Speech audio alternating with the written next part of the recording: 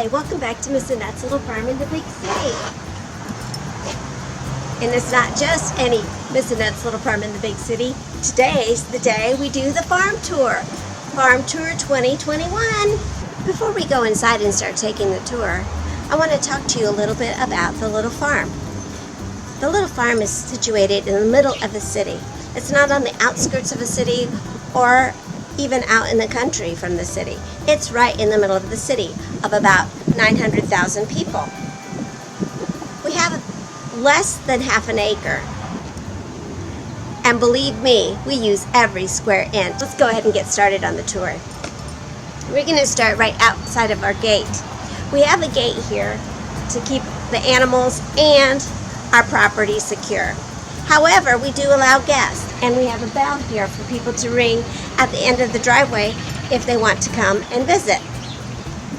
Also, I'm going to show you something that I use almost on a daily basis, and that's my compost pile. Here's my compost. Right now, I have some stuff on top of it that I've used, and in a few weeks, I'll get back in it and dig it all out and then put it back in. Now, composting is really important on the little farm. I use the compost pile to help take care of animal waste, yard waste, and food waste. We have a little bat house out here on the little farm before you enter. I try to keep it in a secluded area up high where the bats won't be disturbed by people or animals.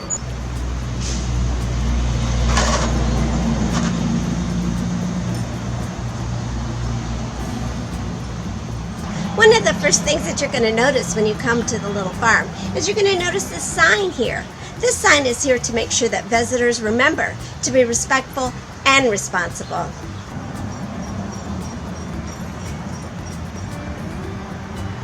This is a little area that we've kind of carved out so that we can kind of observe the ducks while they're swimming in their swimming pool.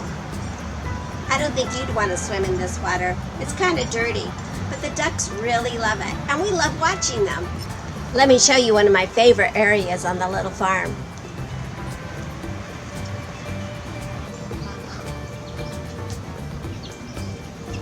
The garden. Uh-oh, I have a little visitor. I don't know whether this is a female or a male squirrel, but I do know that this little creature is becoming a fast member of the farm family here on Miss Annette's little farm. Let's go ahead and go inside the garden. Our garden's pretty small, even by city standards, but it's enough for both of us, Mr. Steve and I, and for the animals to have some produce during the summer. We plant cucumbers, strawberries, carrots, onions, garlic, tomatoes, Brussels sprouts, beets, and some flowers. We try different varieties of vegetables during the year just to see what we can grow and what we can't grow. That's the thing about gardening. It's kind of an experiment. Can you make it grow? Will it grow? You don't know. Our garden has a fencing around it and a gate, and that helps keep the goats and the chickens from ruining the garden, which goats and chickens can do a lot of damage. This is our kale that we have growing. These are our carrots. Look at this, cucumber. We have some tomato plants. And believe it or not, this Swiss chard is still growing, and we're still eating it. We have some rhubarb and some blackberries, pepper plants, our beets, our coneflowers, our butterfly bush. We've got some sunflowers that haven't quite bloomed yet. Our onions aren't doing that well this year. They've been flooded out several times. And here are our bees. We keep the bees in the garden Our bees work really hard to provide us with honey through the winter and spring.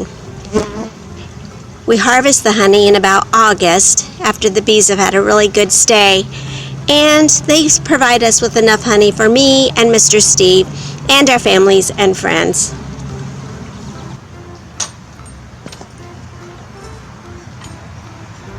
There's our garden, and then we have our garage.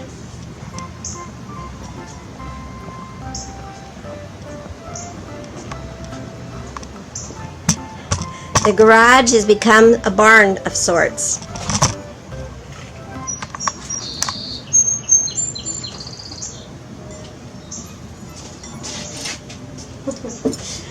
Door keeps opening.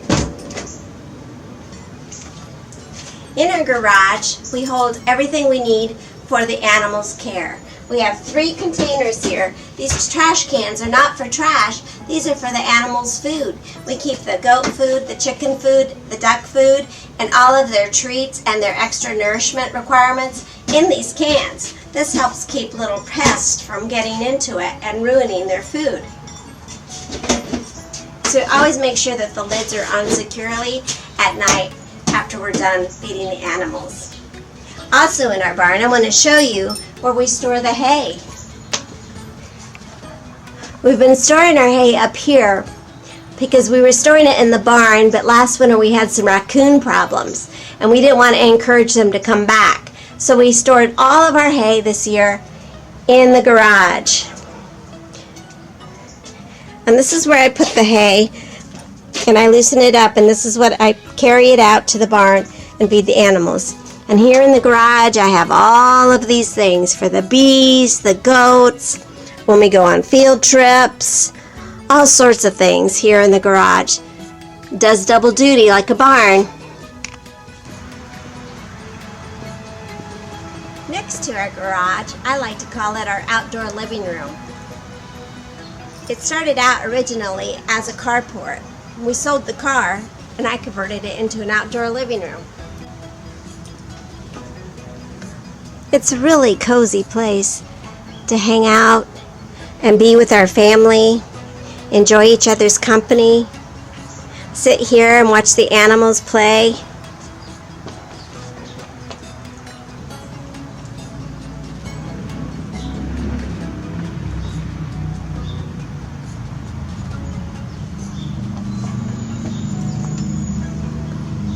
Mr. Steve and his mad carpenting skills. Beautiful. Just beautiful. Looks like I have some light bulbs out. Here on the little farm we have some hidden treasures. Come along. We follow this little path beside the garage.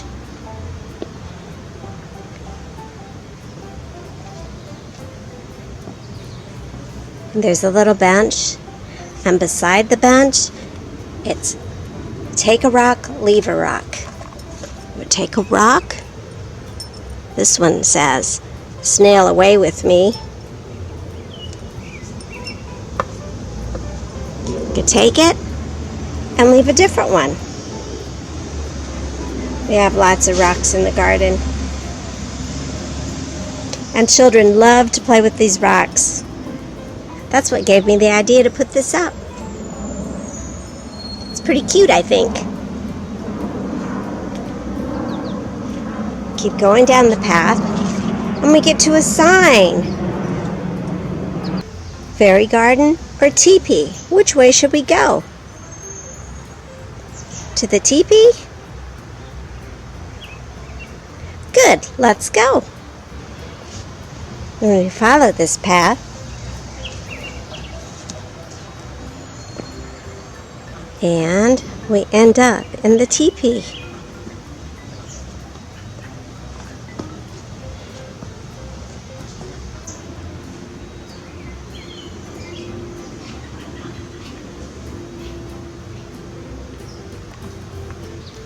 This teepee is so much fun. It's a great place to read a book, have a cup of tea, have a tea party, which is one of our favorite things to do here on the little farm. It's made out of the bamboo that we grow here on the little farm.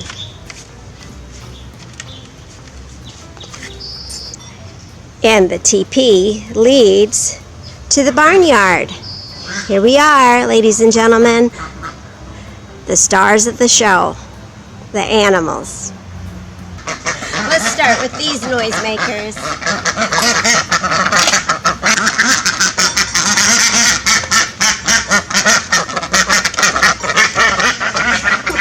Our ducks live in our old chicken coop.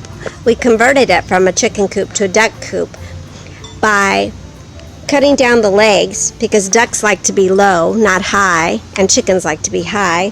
So we cut down the legs, we put on new siding, put on a new roof, and it was ready for ducks.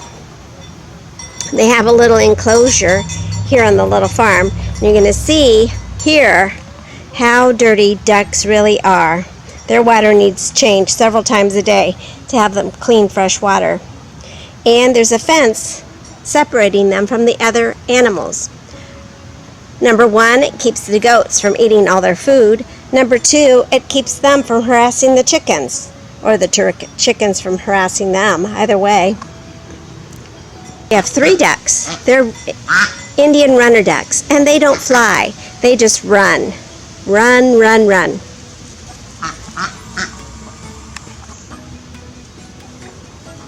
I really enjoy having them as little farm family members. Let's meet the chickens and the goats. The goats and the chickens stay together in their enclosure. They don't seem to mind it, and they pretty much get along pretty well.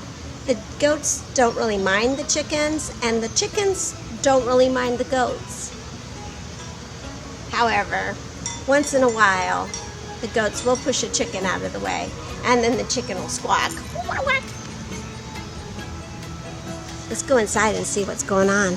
Have little funny locks, because animals can get the gates. We have fencing. We have different areas for the goats to play to keep them from being bored.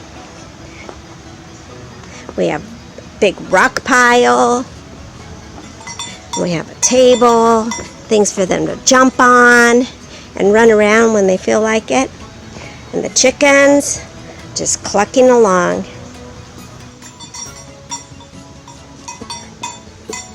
I rake their area every day to keep the poo down and make sure that everybody stays healthy. That entrance right there, that's for the goats. They come in and out of there, because in the barn, that's their area. And if you go around the barn, there's an area for the chickens. We have this little thing made over here so that the goats can't get into the chicken area. See that? So only the chickens can get in and out of that area. That keeps the goats from eating their food. Let's go look at the barn. Hey girls. This is our beautiful barn that Mr. Steve built for us. He built it once I told him that we were going to get goats, and we retired the chicken coop and made this big enough to hold the goats and the chickens. We didn't know we were going to get ducks at the time, and we just kept the chicken coop for the chickens to play in. He designed this barn by himself, making sure that there were 2 distinct areas, one for the goats and one for the chickens, making sure that there was enough room for the amount of animals that we were going to have. It's a beautiful barn. I just love it. It's so pretty.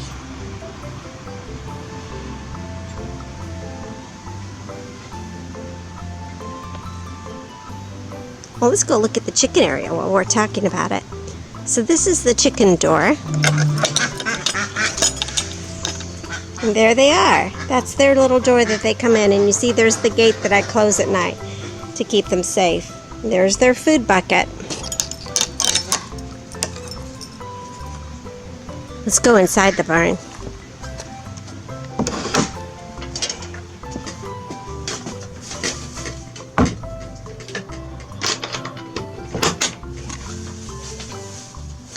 Well, this is the inside of the barn. This is the aftermath of breakfast.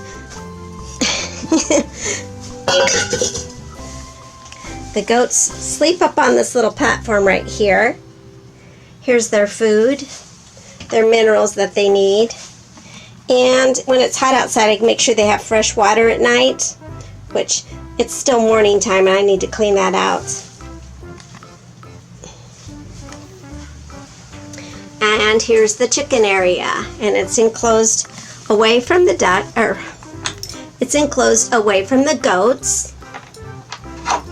Open it up, and there's Oreo laying an egg. She likes to lay her eggs right there. And then we have some laying boxes. And there's that door I just showed you. There we go. How about this? Yep, I dream of a better world where chickens can cross the road without having their motives questioned. That's our little barn. Beside the barn we have a swing and some workout equipment, a rope, just for the kids to fool around on when they come visiting. It's so beautiful here on the little farm.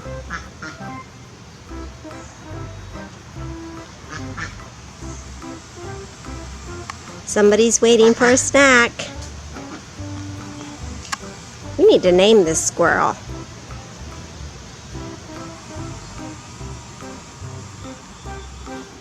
Let's go back this way.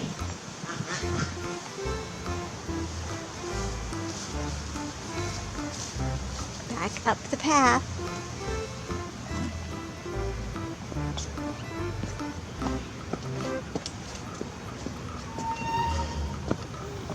Oop, the trash men are here. To the fairy garden.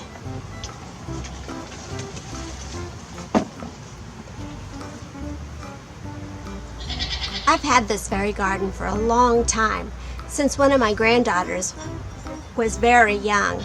I built it for her, and it started out with just one pot, and it was where the herb garden is now. But I moved it this past year over to a bigger space because it kept growing, and I needed more space, and I still wanted to grow herbs, so I moved the fairy garden over here by the fence. In the fairy garden, there's a garden. There's also a living space, a pond, some chickens and some hedgehogs reading a book and having tea. Some of our favorite activities here on the little farm. Here's a farming gnome couple with their farm equipment and their barn.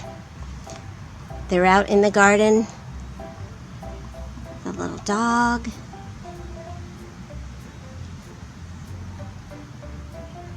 We've got some pigs. And here's the beekeeper.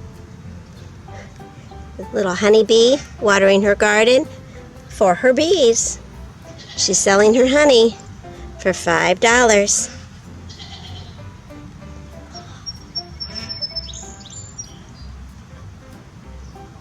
It's all so much fun. We spend a lot of time here in the fairy garden. The path leading out to the fairy garden leads to the flower and herb garden area. We have a little path for our neighbors to stop in if they want to.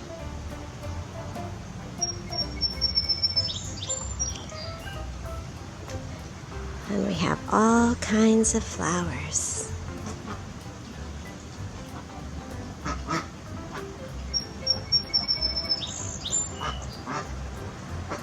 We had to take our hummingbird feeders down this year, but hopefully by fall everything will be straightened out.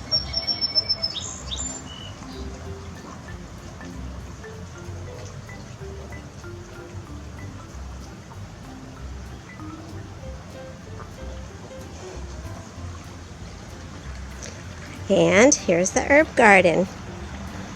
We've got chamomile and sage, bee balm, basil, dill, rosemary, and this year I've been trying to grow some ginger. There's our water tank.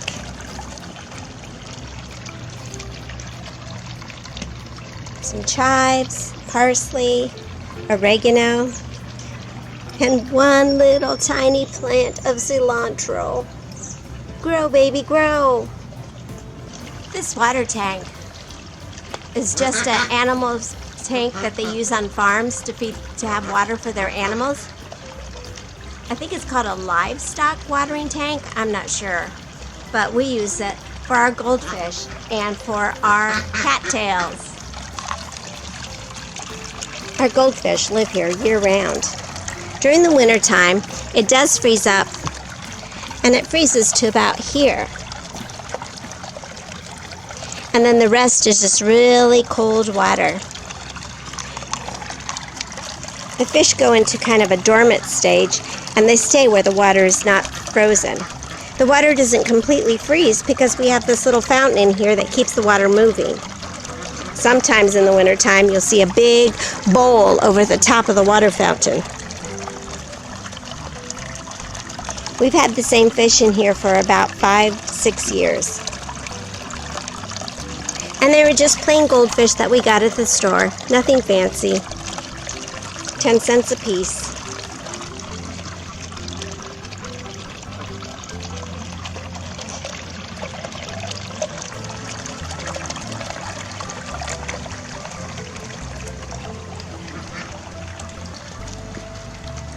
Another favorite spot here on the little farm is this sandbox. I built this sandbox about 20 years ago, and it's been the place to be ever since.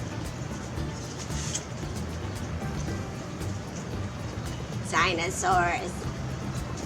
Beside the sandbox is my workbench. This is where I wash my vegetables or cut my vegetables or repot some plants. It's come in really handy. I found this table on the side of the road and just kind of refurbished it a little bit. It's worked out really well.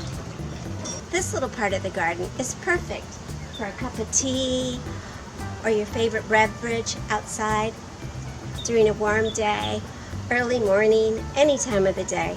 It's just so nice here, and I'll show you why. Flowers everywhere.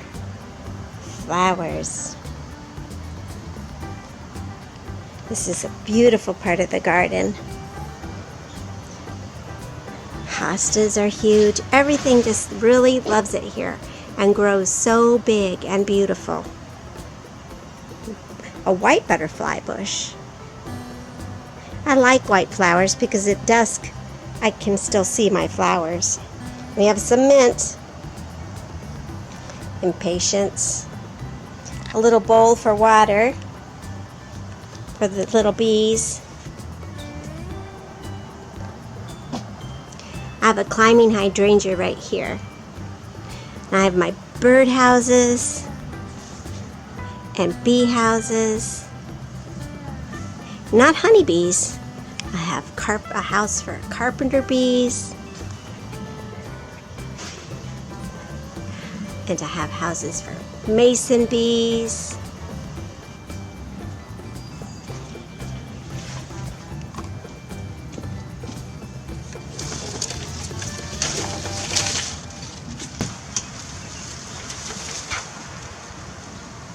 Here we are at the end of our tour, the last stop, this beautiful old door that leads to the exit of our garden. We have a grapevine growing over the top of it. It's beautiful. Thank you for visiting Miss Annette's little farm in the big city. I really appreciate your support. Make sure you get outside today, and we'll see you next time. Bye!